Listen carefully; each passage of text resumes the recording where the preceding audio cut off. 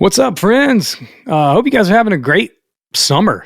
It's been beautiful down here in the South where I'm located, and I hope it's beautiful wherever you are. Make sure you hit subscribe wherever you're listening, checking it out, YouTube or Apple or Google or Stitcher or we're everywhere. So just hit subscribe or follow or whatever they do wherever you're listening and whatnot. Follow us on social at MyFi Podcast, or you follow me on social as well at Lee T. Baker on all the platforms, so you can keep up with all the stuff that's going on with MyFi and more.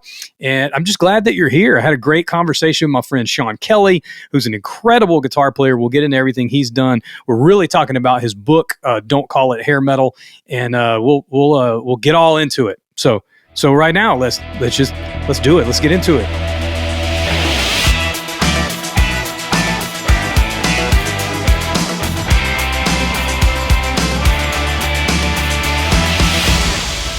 All right, we're doing it.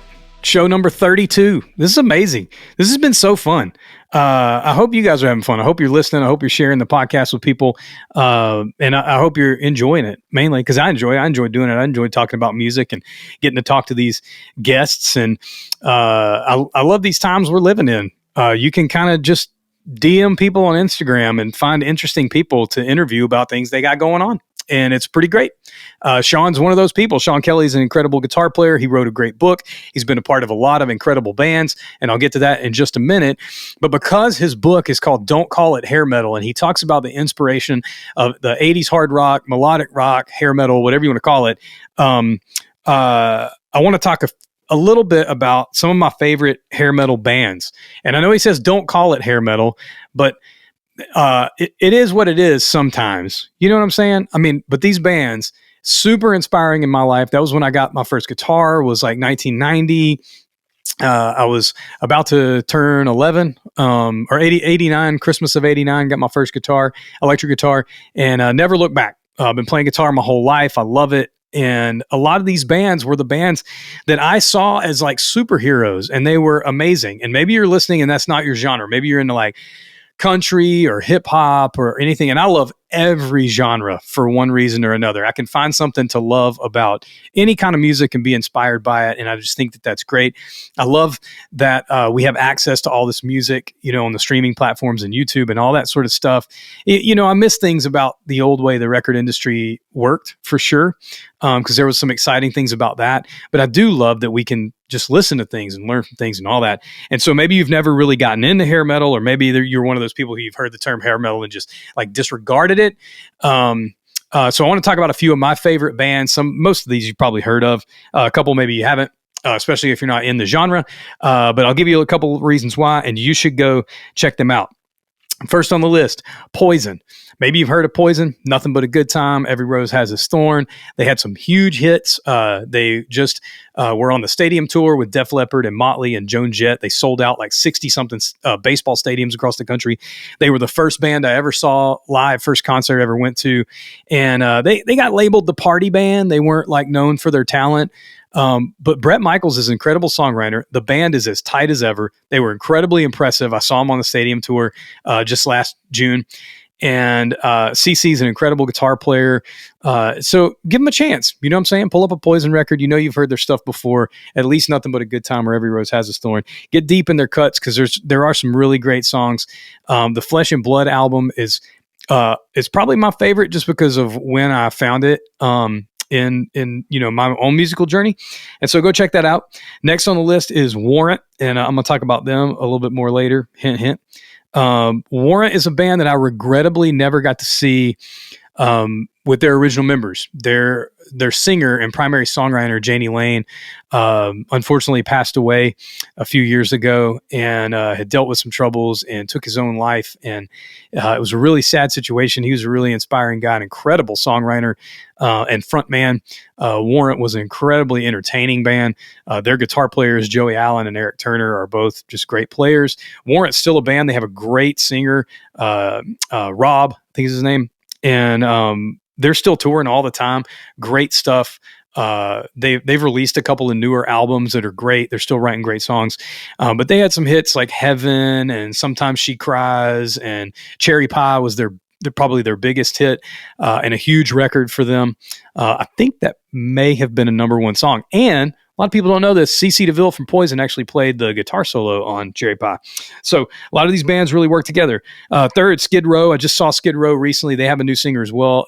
Eric something is his name. Phenomenal singer. I do miss that Sebastian's not with them. I wish they were all original because they could be all original. I don't know what went down. But Sebastian Bach, incredible singer. He's doing kind of solo stuff now.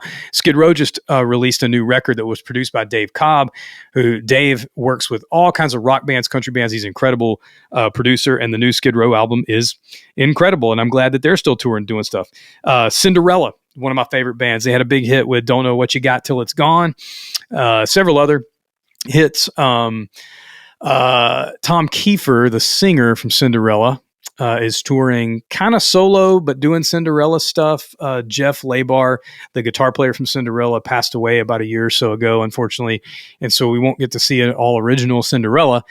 But they were a great band as well. And Tom Kiefer is an incredible guitar player, songwriter. They're actually playing the week that I'm recording this episode. They're going to be in Atlanta with another band that I'm going to mention on the list as well. And I really would love to go see that show. So I may try to make that happen. Who knows? Next on the list, Stryper. Stryper, incredible.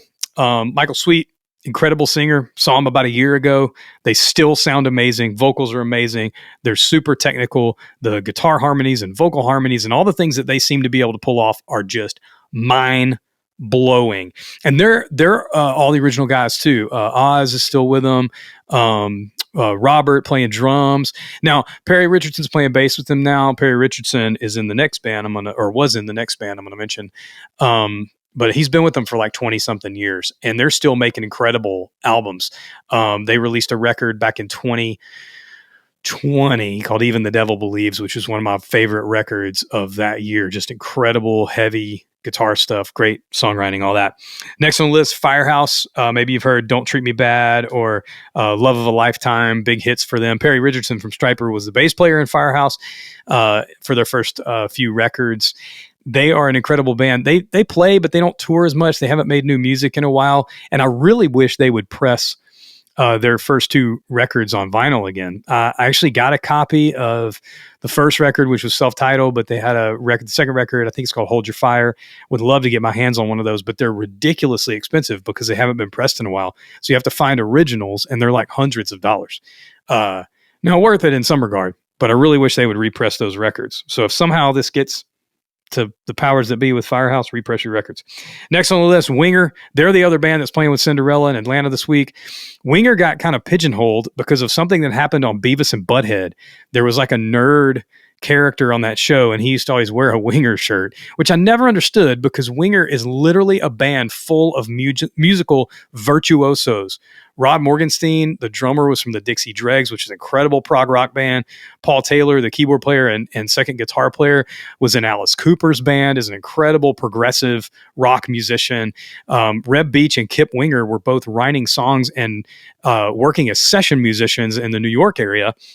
When they formed Winger, incredible songwriters in their own right. Reb's been in Whitesnake and played with pop stars and all this. Kip has classical music awards he's won and symphonies he's orchestrated.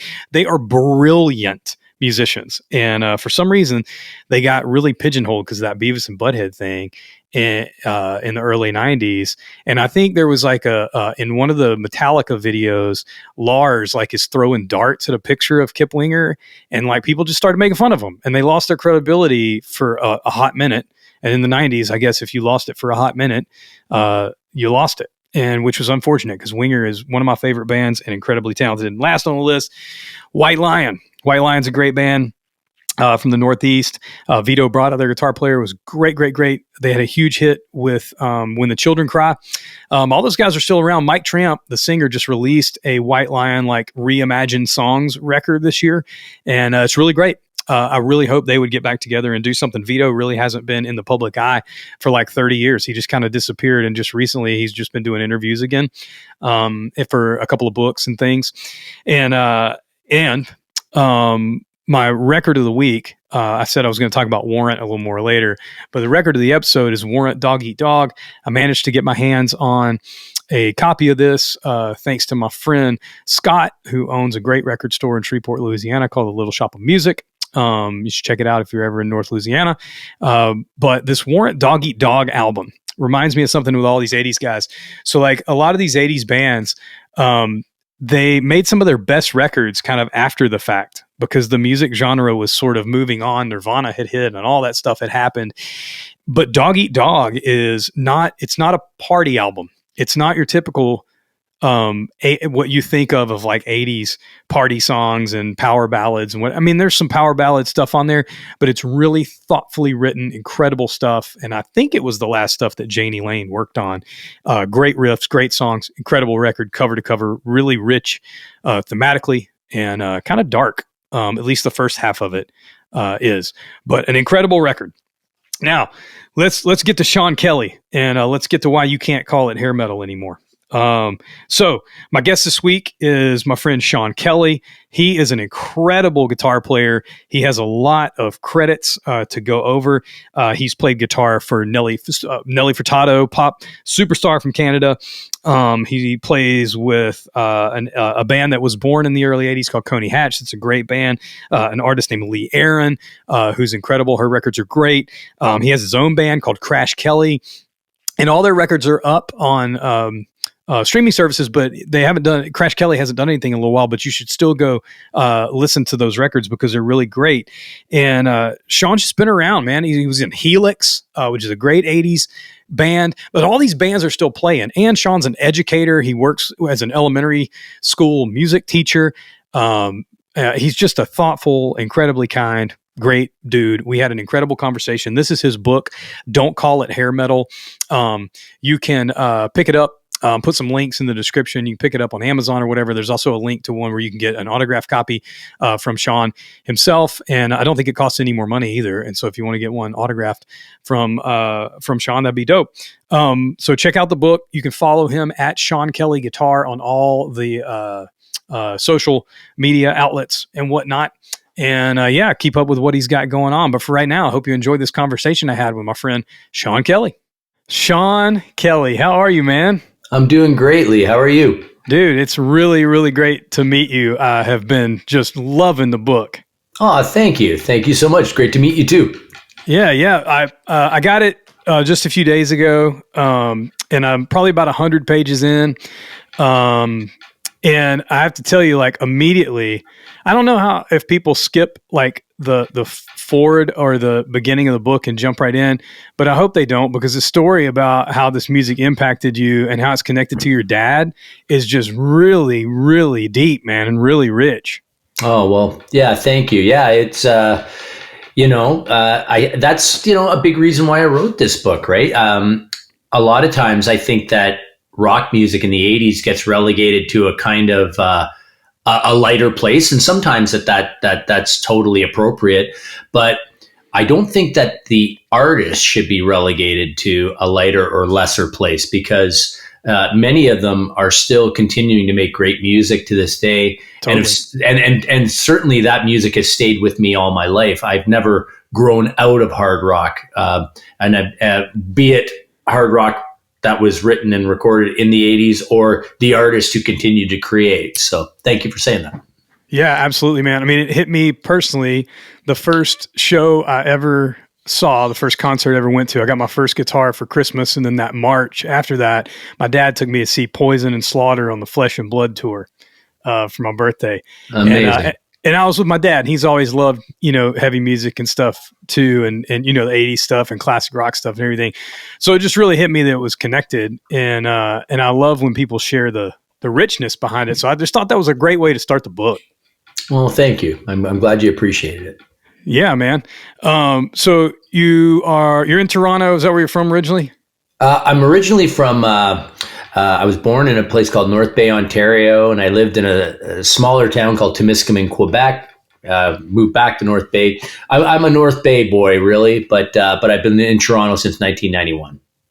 Nice, man. And I know you mentioned a little bit about your dad, but for those who haven't read the book, just his connection to music. Did you grow up like in a musical household? Did your family play music?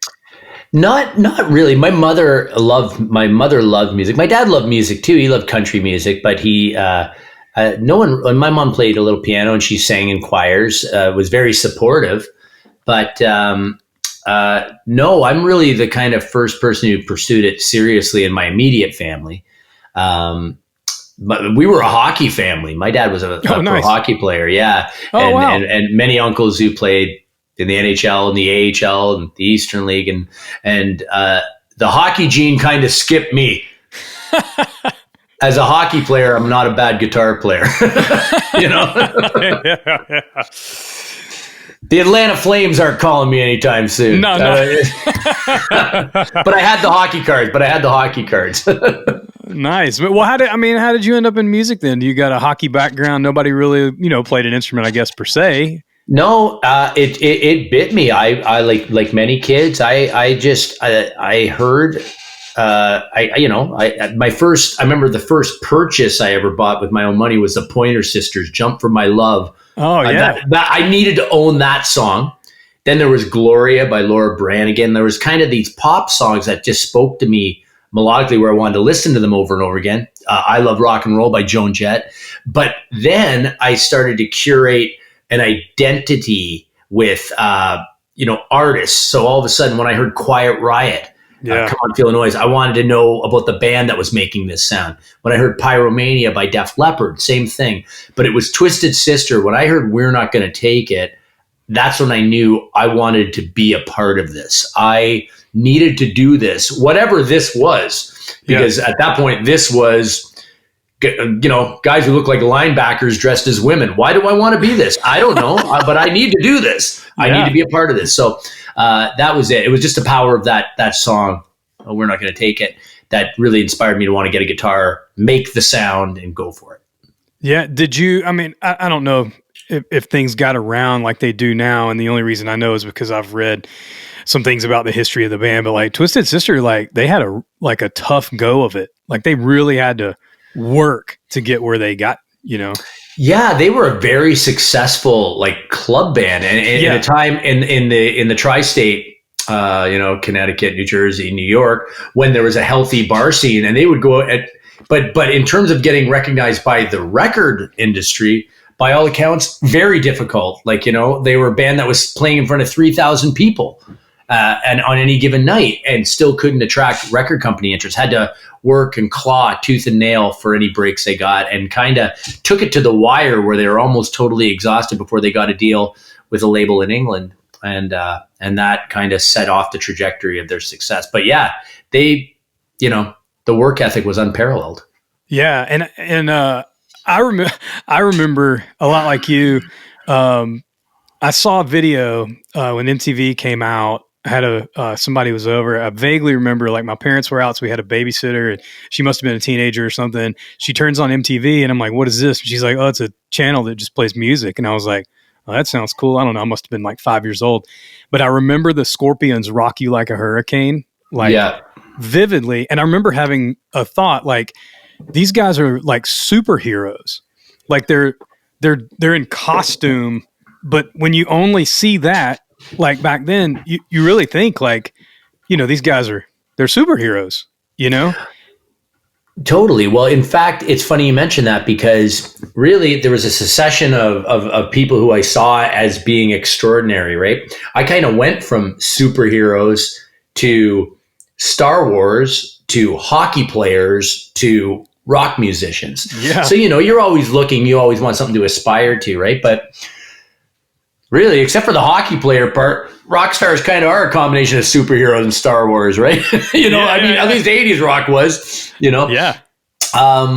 So yeah, I can relate to that. And there was that visual aspect where really 80s hard rock kind of showed you how to listen in a lot of ways. Bang your head. You're literally getting a direction from Quiet Riot on what to do when listening to this music. You bang your head, I think that's a pretty interesting point.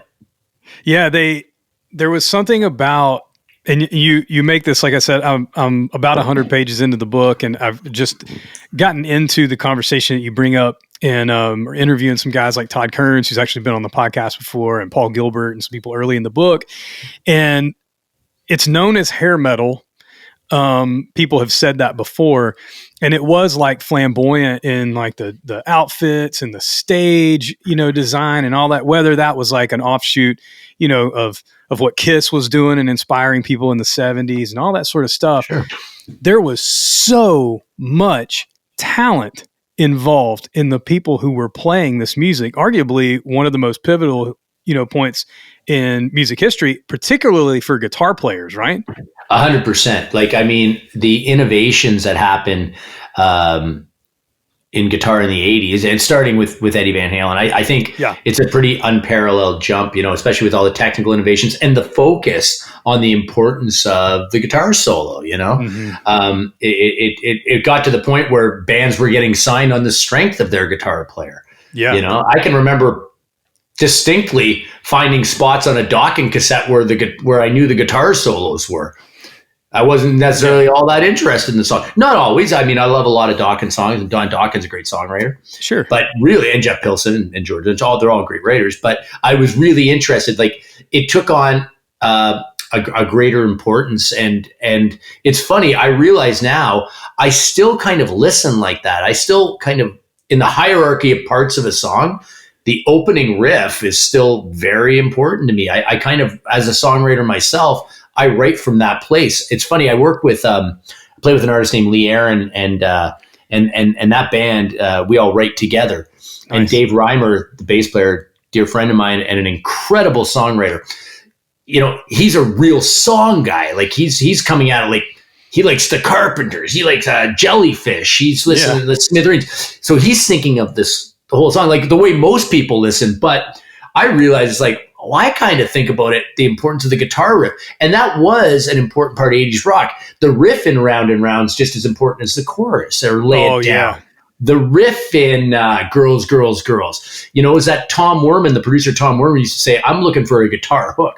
That's the thing I want. That's what he used to hook the listener in. Now it might be the sound of a drum machine or a synth line. But back then it was a guitar hook that got people in. And I think there's a certain type of energy that's unique to 80s rock that has that, like where that guitar part has such prominence, Yeah, there was something about the whole genre. I was trying to tell my kids this the other day. My daughter really loves 80s stuff. She's about to be 13, and she loves all the 80s bands. And I just took her to see Kiss with me last fall. And, she's into all this. We've seen Stryper together, all this. And great band. Yeah. Oh man, they were phenomenal. They sounded amazing. We just saw them like almost exactly a year ago. Unbelievable. Sound like the record. We just played with them on the Monsters of Rock cruise, and I went to watch them, and I was like, this is mind-blowingly tight. Like, it's that they can play that intricate guitar style and then go right into vocal harmonies while they're both hitting the lead. Unbelievable. Yeah, Michael Sweet's a beast. He just did that new record, the new Sweet Lynch record that's really great too. He's a great songwriter. Yeah, sure is. Yeah, but what you were saying, there was something, I was talking to my kids about this music and what makes it different. And to me, how melodic and anthemic and storytelling it was in Nature was always so like inspiring and hopeful. And I listen back to all those records and it still gives me that same feeling. And I'm glad, same as you, that there are still bands now, not just 80s bands who are still making records in their genre, but even new bands in what people call like the 80s rock or melodic rock genre. There's new bands doing great things in that genre too.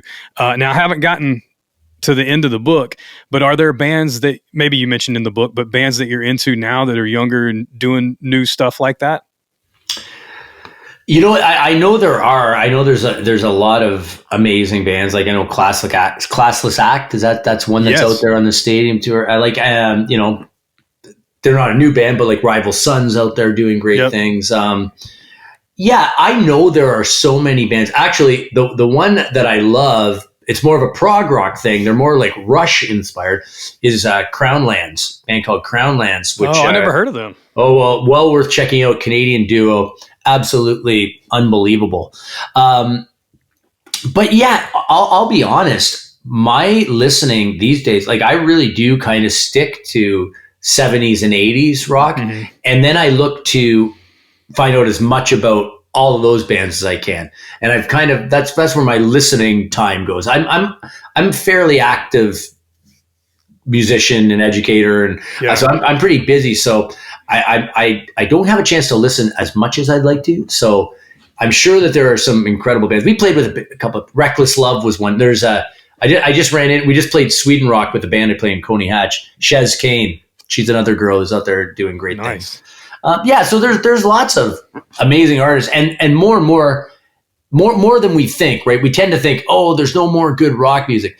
There are more people being inspired by more music now than ever. It's just everything is smaller tail and everything's more focused. You might not. Great point. There's not the gatekeepers who create a pipeline that goes to the masses. Now the masses have the opportunity to pick and choose what they want, and I see that. I'm a elementary school music teacher. I see that with my students. I just did a listening analysis assignment with them, and I said pick 3 songs, and one kid had picked like "Dream On," and then he picked a Drake song, and then he picked I don't know, "Tutti Frutti" by Little Richard. And I'm just like, why'd you pick these? And the answer was great, because I like them.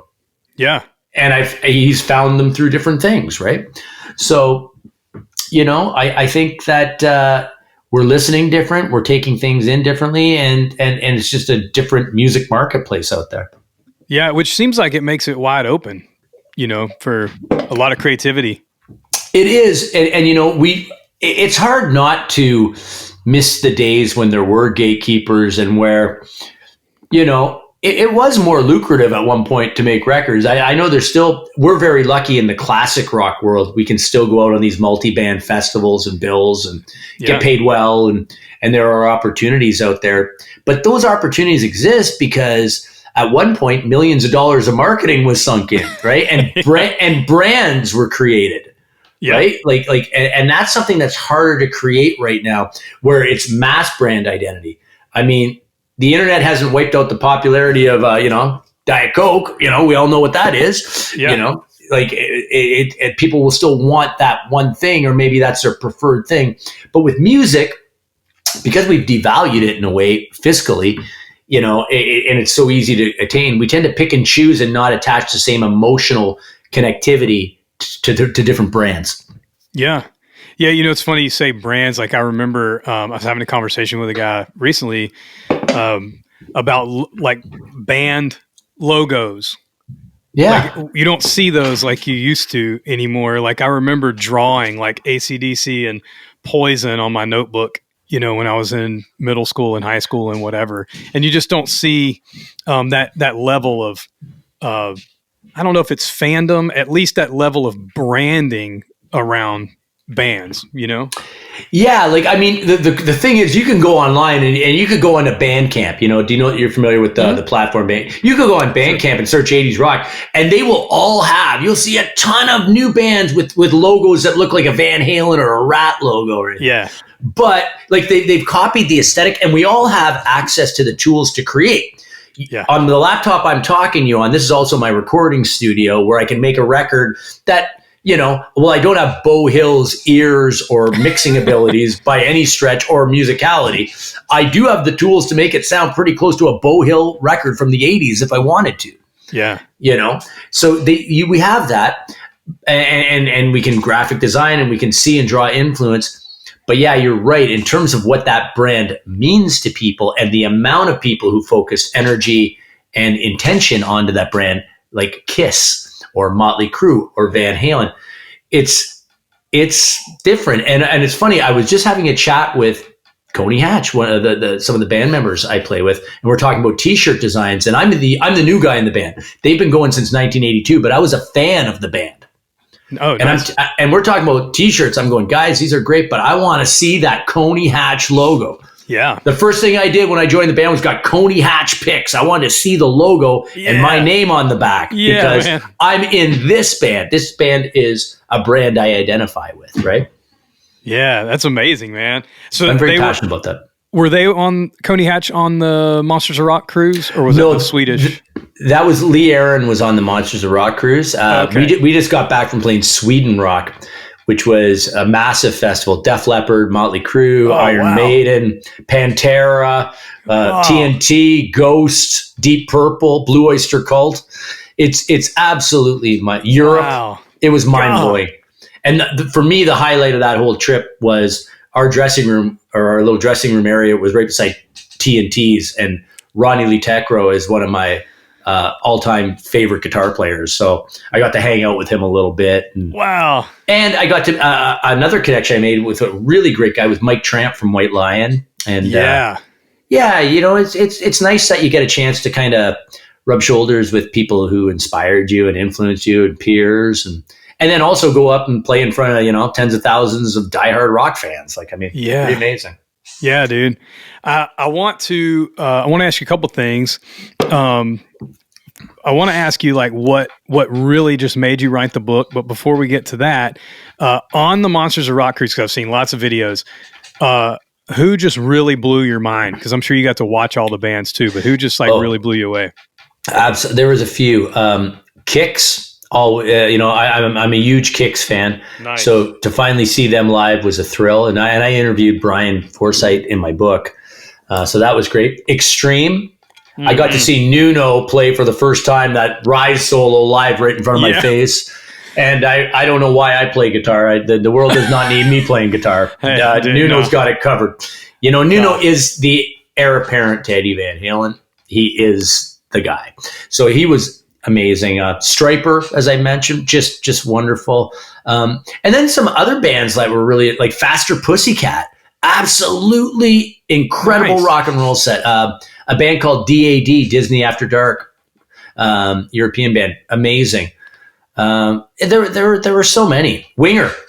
World class. I took in as many bands I could. George Lynch, great to see George Lynch and Lynch Mob. Mm. Oh, man. Chris Holmes from Wasp. What a lovely guy. I got a chance to spend some time and thank him for the influence he had on me. And man, he's doing great, and he's an inspiration, and out there still doing it and getting, really kind of resurrecting his career and resurrecting himself. And what a music lover. And this is guy, I don't think people realize the depth of his history in the LA music scene. This is a friend and contemporary of Eddie Van Halen in the 70s. Yeah. Eddie's used Chris's guitar on Women and Children First. Whoa. That's a connection to, that early 70s, or sorry, I guess mid to late 70s California scene that inspired the whole thing. Chris was right there. And we got to sit and watch George Lynch play together. I thought that was a real thrill. Felt all connected. So lots of great memories on Monsters of Rock and Sweden Rock. Incredible. That's amazing, dude. You mentioned Nuno. I saw that same year that my dad took me to see Poison and Slaughter. Later that year, we saw Extreme open for ZZ Top on the Recycler tour.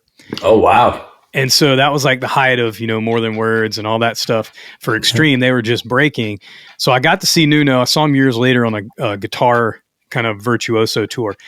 But when that Rise solo hit, I saw press about guitar like I hadn't seen in a really long time. The Rick Beato interview that Nuno did, which was amazing. Seeing Nuno on the stage at the Super Bowl with Rhianna, just that somebody like him seems to be having maybe the biggest moment of his. He's had some great moments, and I know people love him, but it's almost like he's having the biggest moment of his career, maybe even right now as a guitar player. Maybe not Extreme as a band, but people are paying attention to guitar like I haven't seen in a while, and it's kind of in the press a little bit more. I saw Rolling Stone did an article on Extreme and a couple other things. That's just crazy to me, but awesome. Time. It's, I had people who I know are not hard rock fans sending me this link with this solo. He kind of somehow crossed, that line between diehard niche fans and just music lovers or just the general public, where he's associated with great guitar. Yeah. And there's no secret to that. He played a solo that had enough emotional connectivity and technical brilliance and rhythmic innovation, whatever you want to say. He had the right ingredients of things, and it transcended all the information that's coming at us constantly. Something about that solo transcended and touched us and touched people. And that's why that happened, right? Like, so that's cultural zeitgeist, right? Like, that's just like one of those magic moments. And I just listened to that Extreme record. And part of the reason why I wrote this book was I wanted to show that there is diversity and artistic intention in the best of 80s hard rock. There's a couple of songs that kind of harken back to an older Extreme vibe or a kind of more classic 80s rock vibe, but a lot of it does not. Yeah, a lot of it, there's country, there's some hip hop influence, there's funk influence, pop influence, and it's amazing. But it's funny, all through that, there's a strand of Nuno burning solos because I think he's almost feeling like he has to carry this forward. He's carrying forward this tradition of the lead guitar aesthete, I think he is. Yeah, I agree with you. That's a great way to put it. I don't think it's from the interviews I've seen, I don't think it's pressure. I think he's so passionate about guitar and seeing it move forward. And these are not by all means equal. At least we don't see it this way now. We probably won't because this is a monumental moment. But like when Eruption hit and everybody saw the electric guitar differently from that moment on. I hope that this generation has a moment like that with the guitar, because I think that the generation before, like the boomer generation, had that moment maybe with Elvis, seeing him with a guitar, and then in the 70s, I'm sure there were moments for people with like Led Zeppelin and people like that. And then in the 80s, or Hendrix at Woodstock, national anthem, whatever, like just monumental guitar moments. And I don't know, I mean, you can't compare Rise yet, or that solo, or what it's done pop culture wise to any of that yet, but I hope that it has some sort of effect on rekindling people's passion for like guitar and hard rock guitar and what it can do and how expressive the instrument is. Well, I think so. I mean, I think it's alive and well in the people who are passionate about playing guitar, because let me explain that. I was just at a music trade show, one of those shows where there's a million people playing guitars and there's gear people. It was like a Canadian version of that. And I was walking by and I saw some buddies who worked at booths, but I'm in there. I'm listening to 12-year-old kids ripping Warren DeMartini solos. It's like, how do you know that? Well, they know it because it's all out there. The world's music's at their fingertips, and they've attached themselves to this hobby or this passion, and this is what they do. This is just something they do, and it's almost more in a classic sense, like a kid who took classical piano. Well, now they take classical Warren DeMartini lessons, and they learn that very well and can execute it at a very high level because there's all that information out there. There's there's decades of teachers who have learned that and passed on the tradition, and it becomes something more akin to that. So I think it's less about, we're going to see less massive worldwide, this is life-changing for everybody, and more, this is life-changing for smaller groups, but the impact will carry on just as strong. There's just going to be more impactful things that happen at a smaller scale. That's great. Maybe. That's great. No, I believe you, man. Talk a little bit about what made you write the book. I mean, I know you mentioned something a minute ago, but I want to hear the heart of it because I'm enjoying it, man. Well, thank you. I'm glad you are. The heart of it was that I get frustrated as a creator who loves playing in lots of different genres. I love all kinds of different music. I studied classical guitar. I played on country records. I'm a terrible jazz player, but I love it. I play lots of different styles, and I played with pop. I played with Nelly Furtado for 10 years. I played with pop. I've done the pop thing, but I am very passionate about music, and it hurt me when I would bring up, if I'd say, hey man, check out this riff. It's kind of like Cinderella.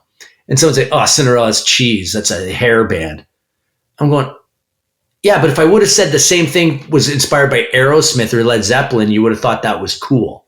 Yeah. And that bothered me. And I felt that a lot of times those artists got short shrift on the creative side. And I said, why do I have to camouflage my influence in order to gain credibility? That bothered me. Man. And I found that was something I would do. I found myself doing it. And I said, no, this isn't right. In the greater tapestry of the rock and roll story, the best of 80s rock is every bit as good as the best of 70s rock, 60s rock, 50s rock. Yeah. And it all kind of fell under this pejorative label called hair metal, which came long after the fact, came after market. It was a facile way for journalists to lump in, music of a genre. And I don't know, to me, to compare Cinderella or Poison is not appropriate on a musical level. I find that those are different flavors, just like Faster Pussycat or Winger are. And neither's better, neither's worse. They are different. And to me, that speaks to the diversity in the genre that is often overlooked. Now, there's reasons that are valid why it's often overlooked, because it was also the dawn of the conglomeration of record industries, right? Of record companies. So all of a sudden, you've got what used to once be run by a music man, by your Ahmet Ertegans, or your Herb Alperts. Yeah. You've got now a conglomerate that has to be responsible to shareholders, and it's more about selling units. And you sell units by doing market research and finding out what people are buying, and then refining your product to the point where every label had to have a W band. Hey, we need a White Lion, we need a Winger, we need a Warrant, we need a White Snake. Oh. W sells. We got we're all wearing white leather now. Hey, who's that person who does that? Who does the hair? We need everyone to have hair like that. We need a power ballad. We need the same producer, and everything got refined to the point where they were just signing anybody who had long hair and they found on the Sunset Strip, and then prepackaging it with other musicians actually playing the parts and other people writing the songs, throwing it out, and it starts to lose its soul. And that did happen to a degree. That does, but at the same time, a lot of those bands still had dreams and talent and ability, and so I tend to look at it as I wanted to find the humanity in the 80s rock story and speak to the artistic intention and the sonic evolution. And really, it was personal. It's like, I've stayed with this music my whole life. I don't think I'm an idiot. I mean, other people would argue maybe I am, and that's fair, but I don't think I'm an idiot. Like, why do I care about this? And why does it hurt me when people don't value or respect my music the way I respect the music they like?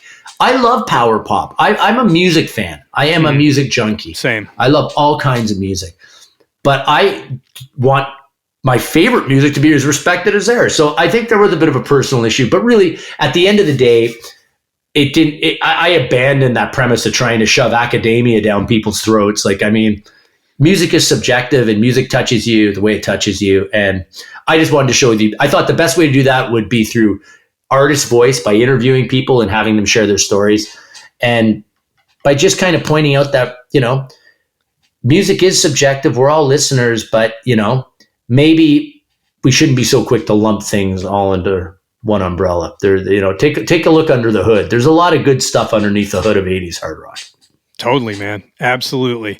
Was there somebody that you met through interviewing during the book and stuff that maybe you knew but never really got a chance to talk to, that was just a great interview and a great addition to the book?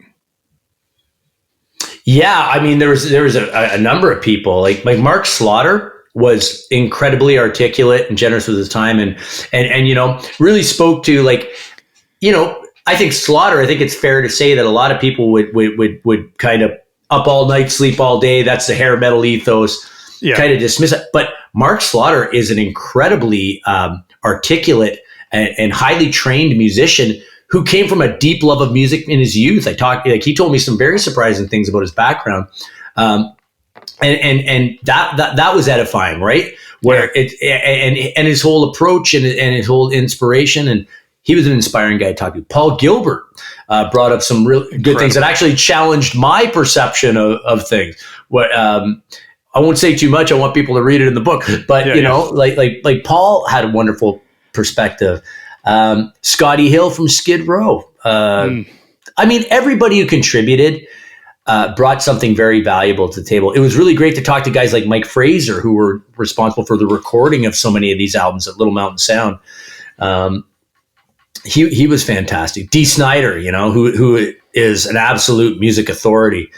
He was great. Rudy Sarzo, who'd been through so many different bands, and actually really is a child of the, he was there before rock and roll was born, like he was, a child of the 60s, 70s who found his success in the 80s, but really was coming at it from that perspective. It was interesting to see Rick Emmett from Tribe. So many of them had different perspectives. And really, I think that speaks to what I'm talking about with the diversity. Like, I mean, these guys all have different perceptions and different prisms through which they see their creativity.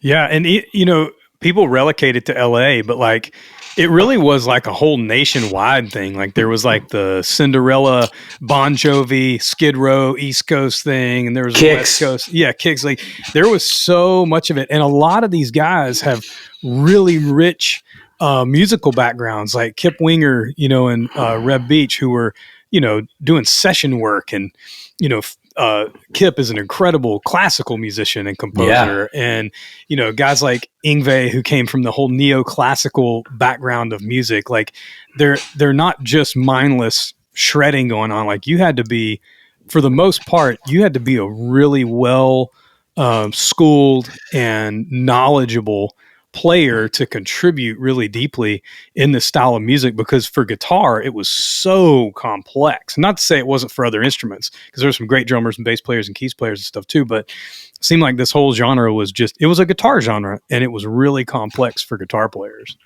It was. And what was interesting was, to me, what was cool about that whole kind of neoclassical thing and the whole Shrapnel Records stable of artists, it actually had a lot to do with punk to me, and new wave of British heavy metal, in that it was a do-it-yourself ethos. These were not major label budget records. Totally.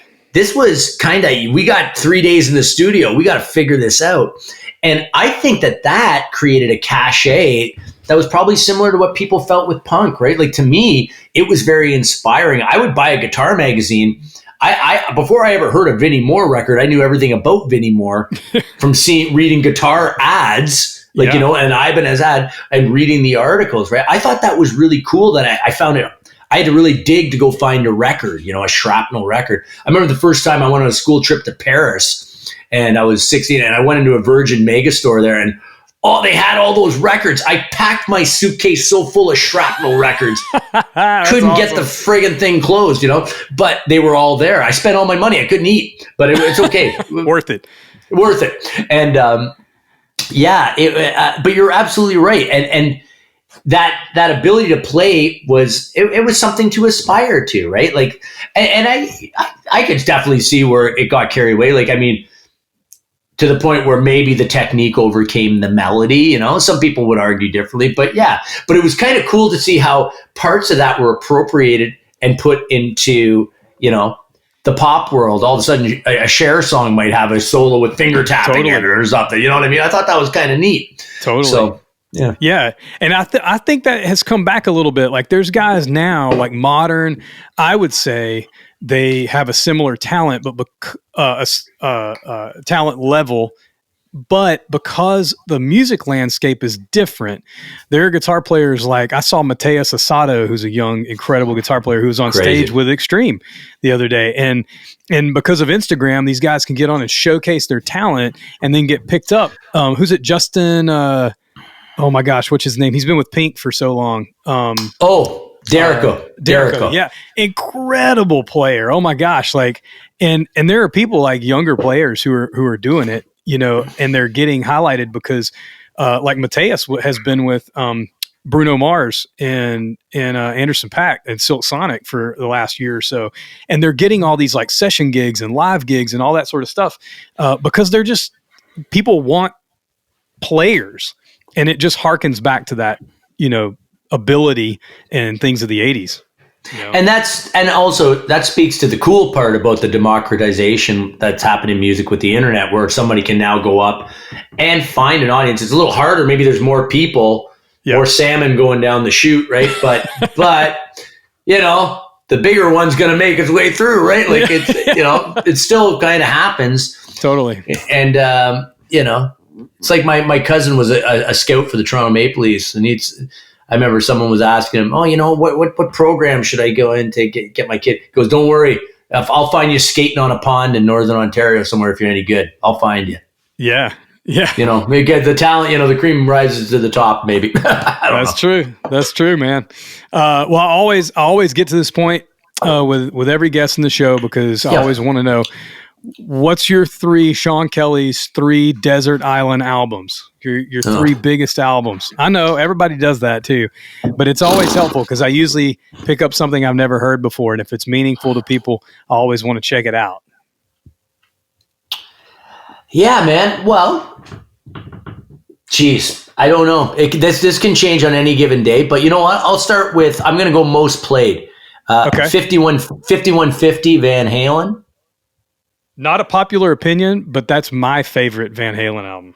The Sammy Hagar era was my Van Halen. It was the first concert I ever saw in a first major concert I ever saw, like in a huge stadium, was Van Halen on 5150. And that summer, that was when music just kind of hit me on a social level.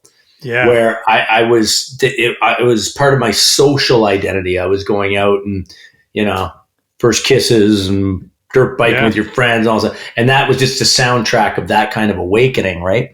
That's awesome. So that's one. And also, I love the songs and I love the looseness of that. People say, oh, it's so polished and pop. That it sounds like a garage record. They're all whacked out of their minds, and poor Mick Jones trying to control Sammy Hagar's in with these lunatics. It's pretty punk rock to me. Yeah. Sounds weird, but I don't care. I think I like it because it sounds weird. I think I like it because it's got weird Simmons drums and Eddie's guitar tone is a little out of whack. They made it in basically a shed. 5150, I think, was just basically a clubhouse. So anyway, that one.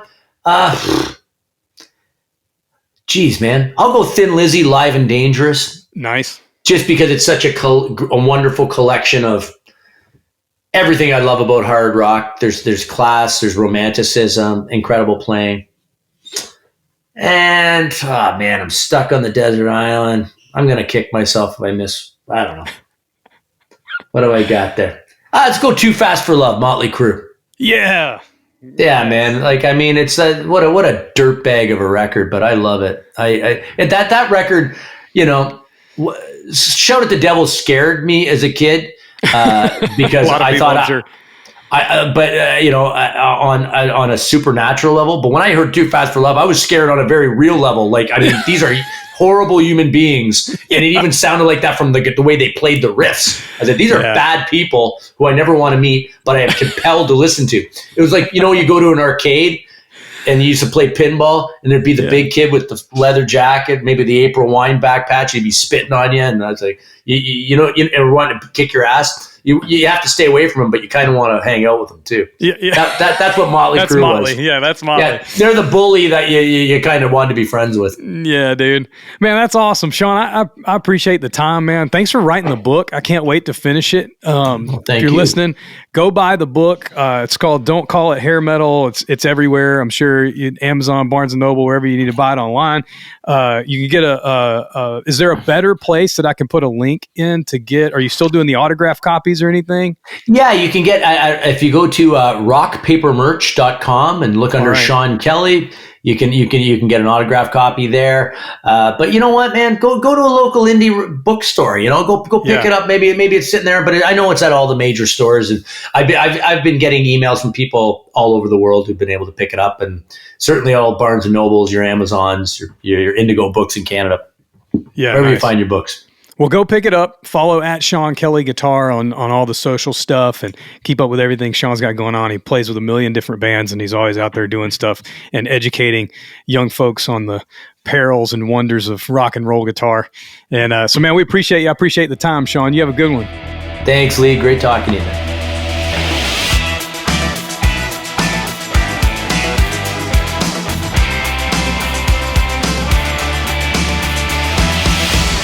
Great chat with my friend Sean Kelly, incredible guitar player, really, really nice dude, and a fantastic author.